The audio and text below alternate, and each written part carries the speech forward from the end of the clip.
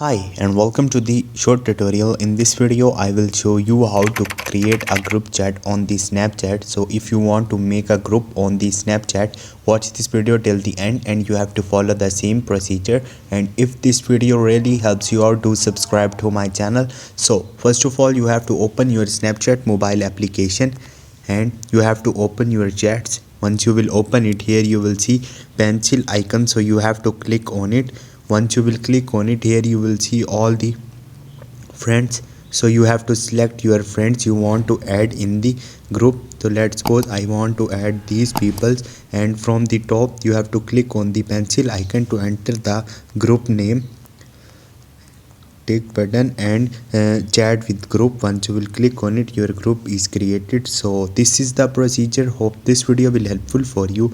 If you have any question, you can ask me in the comment section, and don't forget to subscribe my channel. Thank you.